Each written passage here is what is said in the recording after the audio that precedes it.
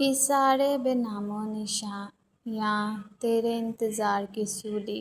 किस नंबर 6। हवेली का दालान गहरे तपते हुए सकूत में डूबा हुआ था। दादा जान मीर जलाल शाह अभी अभी असर की नमाज़ पढ़कर अपनी बड़ी कुर्सी पर आकर बैठे ही थे कि पोर्च में गाड़ी रुकने की आवाज़ आई। आज़र और मंझे चचा मीर जुल्फ़कार ज़मीनों का मुआयना करके लौटे थे। आज़र के चेहरे पर थकन के साथ साथ एक अजीब सी चिड़चिड़ाहट थी। कच्चे रास्तों की धूल उसके कल्फ लगे कुर्ते पर जम चुकी थी। वो जैसे ही दालान की सीढ़ियाँ चढ़ता सामने का मंज़र देखकर उसके कदम वही जम गए। दालान के वसत में ज़ोया खड़ी थी। उसके सफ़ेद सूट पर राख के कुछ स्याह धब्बे लगे हुए थे और इसके दोनों हाथों की हथेलियों पर वो आधा जला हुआ रुमाल और डायरी के जले हुए सफ़ात पड़े थे। उसके दाएं जानिब दानियाल सख्त चेहरे के साथ खड़ा था, जबकि बाईं तरफ हरीम रोती हुई आंखों से ज़ोया को देख रही थी। नताशा दालान के एक सतून की ऊँट में खड़ी बुरी तरह काँप रही थी। ये क्या तमाशा है ज़ोया? आज़र ने आगे बढ़कर नताशा के चेहरे का खौफ भांपते हुए सख्त लहजे में पूछा।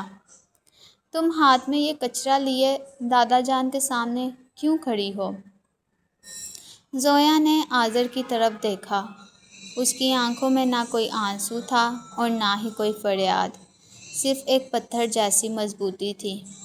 उसने आज़र के सवाल का जवाब देने की बजाय अपने हाथ दादा जान की तरफ बढ़ा दिए। दादा जान, ज़ोया की धीमी मगर खनकती हुई आवाज़ दालान में गूंजी। 7 साल पहले जब आज़र शाह लंदन जा रहे थे तो आपने मुझसे कहा था कि मीरों की इमानतों की हिफाजत जान से बढ़कर की जाती है। मैंने 7 साल इनकी हर यादगार को, इन रिश्तों के मान को इस डायरी और इस रुमाल में संभाल कर रखा। आज आपकी नई बहू ने मेरे कमरे में घुसकर मेरी इन अमानतों को आग लगा दी। क्या? दादा जान की आवाज़ में जलाल का एक झटका उभरा। उन्होंने अपनी छड़ी को पूरी ताकत से फर्श पर मारा। इफ्तिखार, ये क्या सुन रहे हैं हम? बड़े चचा मीर इफ्तिखार और बड़ी चची सुरैया बेगम, जो अभी अभी अपने कमरे से बाहर आए थे, ये सुनकर कंग रह गए। दादा जान, नताशा से ये सब गलती से हुआ होगा, वो ऐसी नहीं है। आज़र ने तप कर नताशा का दिफा करना चाहा, मगर दानियाल अब खामोश नहीं रह सका। गलती से नहीं हुआ आज़र भाई। दानियाल ने आगे बढ़कर आज़र की आंखों में आंखें डालीं। मैंने खुद अपनी आंखों से देखा है। नताशा भाभी ज़ोया आपी की चीज़ों को जलते हुए दिए के पास लेकर गईं और जब आग लगी तो उन्होंने बुझाने की बजाय वो जलती हुई डायरी लकड़ी के मेज़ पर फेंक दी ताकि पूरा कमरा जल जाए। अगर मैं वक्त पर ना पहुंचता तो आज हवेली की इज्जत के साथ साथ ये पूरा हिस्सा राख हो चुका होता। दानियाल, अपनी हद में रहो। तुम मेरी बीवी पर इल्ज़ाम लगा रहे हो। आज़र गुस्से से दानियाल का गिरेबान पकड़ने के लिए आगे बढ़ा। आज़र शाह, दादा जान की बब्बर शेर जैसी गर्जदार आवाज़ ने आज़र के हाथ हवा में ही रोक दिए। अपने हाथ नीचे करो। मीर जलाल शाह के सामने यहाँ कोई किसी का गिरेबान नहीं पकड़ सकता। दादा जान अपनी कुर्सी से उठे। उनका रौबदार वजूद और चेहरे की सख्तियाँ इस वक्त नताशा के लिए किसी क़यामत से कम नहीं थीं। वो नताशा के करीब आए। नताशा ने डर कर आज़र के पीछे छुपने की कोशिश की, मगर दादा जान की सर्द नज़रों ने اسے وہیں مجمد کر دیا۔ لڑکی، تم اس حویلی میں ایک مہمان کی طرح آئی ہو اور ہم نے تمہیں تمہاری اوقات سے زیادہ مہلت دے دی۔ دادا جان کا لہجہ اتنا بھاری تھا کہ پورچ میں کھڑے نوکروں نے بھی اپنے سر جھکا لیے۔ اگر اگلی بار تم نے اس حویلی کی کسی چیز کو یا اس گھر کی لاج زویا کو نقصان پہنچانے کی کوشش کی تو یاد رکھنا، تمہیں اسی وقت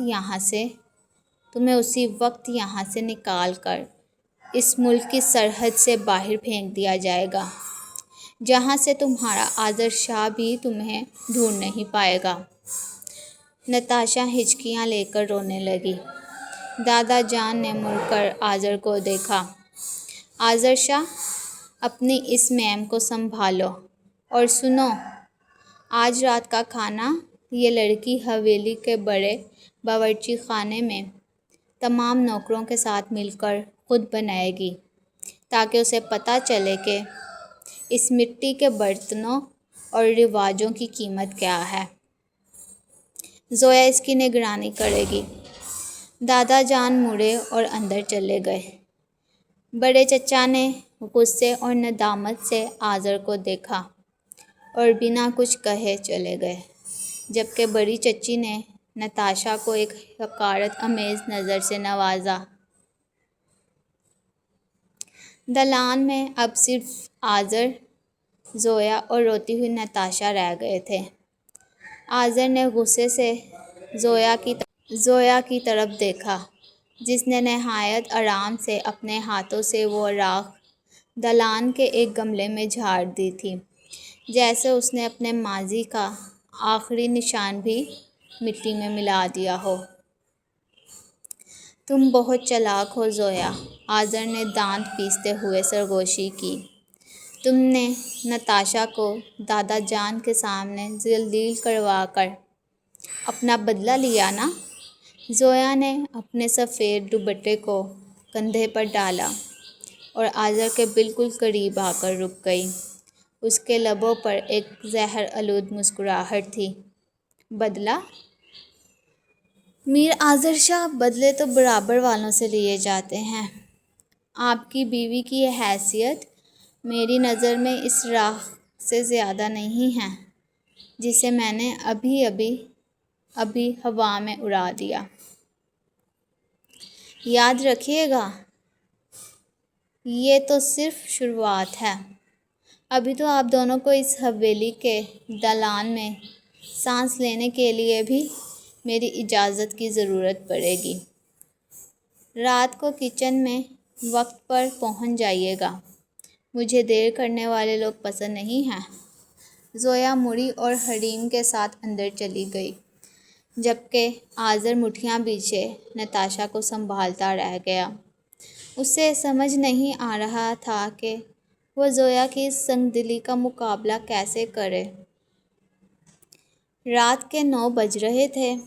حویلی کا بڑا باورچی خانہ، جو عام طور پر اس وقت تک صاف ہو چکا ہوتا تھا، آج وہاں نتاشا کے آنسوؤں اور دیسی گھی کے دھوئیں کا راج تھا۔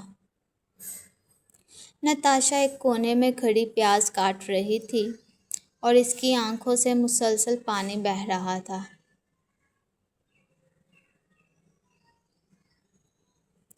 اس کے مہنگے کپڑے اب کچن کے داغوں سے بھر چکے تھے۔ زویا باورچی خانے کے دروازے پر لکڑی کی کرسی ڈالے بیٹھی تھی۔ اس کے ہاتھ میں ایک کتاب تھی اور وہ نہایت پرسکون سے صفحات پلٹ رہی تھی۔ حریم چولہے کے پاس کھڑی نوکروں کو برتن سمیٹنے کا کہہ رہی تھی، مگر اس کی نظریں بھی بار بار نتاشا کی بے بسی پر پڑ رہی تھیں۔ "I can't do this، میں یہ نہیں کر سکتی۔" نتاشا نے اچانک چھری میز پر پٹکی اور ہچکیاں لیتے ہوئے رونے لگی۔ "میری فنگرز کٹ رہی ہیں۔ آذر کہاں ہے؟ اسی لمحے آذر کچن میں داخل ہوا۔ نتاشا کی حالت دیکھ کر اس کے صبر کا پیمانہ لبریز ہو گیا۔ وہ تیز قدموں سے زویا کے پاس آیا اور اس کے ہاتھ سے کتاب چھین کر میز پر پٹک دی۔ بس کرو اب زویا۔ آذر کی آواز غصے سے کانپ رہی تھی۔ دادا جان نے اسے کھانا بنانے کا کہا تھا۔ تم نے اسے یہاں قیدی بنا کر رکھ دیا ہے۔ ایک لندن کی لڑکی سے تم پیاز کٹوا رہی ہو۔ تمہیں شرم نہیں آتی اتنی کم ظرفی پر؟ زویا نے بغیر کسی ہڑبڑاہٹ کے اپنی کتاب اٹھائی، اس پر جمی دھول کو دھیمے سے پھونک مار کر صاف کیا اور پھر اٹھ کر آذر کے سامنے کھڑی ہوئی۔ کم ظرفی؟ زویا کی گہری آنکھیں آذر کے چہرے پر جم گئیں۔ میر آذر شاہ، جب آپ کی بیوی نے میرے کمرے میں گھس کر میری 7 سال کی یادوں کو آگ لگائی تھی، تب آپ کی غیرت اور شرم کہاں سو رہی تھی؟ میں نے دادا جان کے حکم کی تعمیل کی ہے۔ اگر آپ کو اپنی بیوی پر اتنا ہی ترس آ رہا ہے تو چھری اٹھائیں اور خود پیاز کاٹنا شروع کر دیجیے، مجھے کوئی اعتراض نہیں ہے۔ تم؟ آذر نے غصے سے زویا کا بازو پکڑنا چاہا مگر پیچھے سے ایک بھاری اور سنجیدہ آواز نے اسے روک دیا۔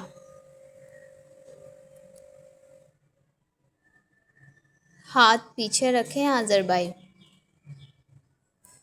یہ دانیال تھا جو کچن کے بیرونی دالان سے اندر داخل ہوا تھا۔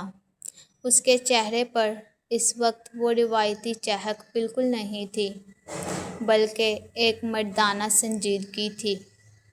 آذر نے مڑ کر غصے سے دانیال کو دیکھا۔ دانیال، تم اب ہر معاملے میں بیچ میں بولو گے؟ اپنے کام سے کام رکھو۔ دانیال نے اپنے کرتے کی آستینیں اوپر کیں اور آذر کے بالکل قریب آ گیا۔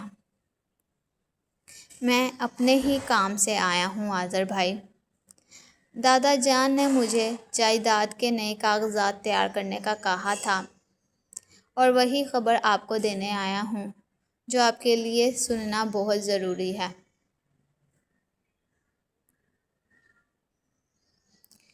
کچن میں موجود حریم اور یہاں تک کہ نتاشا بھی خاموش ہو گئی۔ زویا نے آبرو اٹھا کر دانیال کو دیکھا۔ دانیال نے ایک گہرا سانس لیا اور آذر کی آنکھوں میں جھانکا۔ دادا جان نے شہر کے دونوں بنگلے، شوگر ملز کے 50% شیئرز اور حویلی کے ساتھ لگنے والی اراضی کا بڑا حصہ زویا آپی کے نام منتقل کرنے کا فیصلہ کر لیا ہے۔ قانوناً اس جائیداد کی مالکہ اب زویا شاہ ہے اور آپ کے پاس صرف وہی حصہ رہے گا جو بڑے چچا جان کے حصے میں آتا ہے، جس پر آپ کا کوئی انفرادی حق نہیں ہوگا۔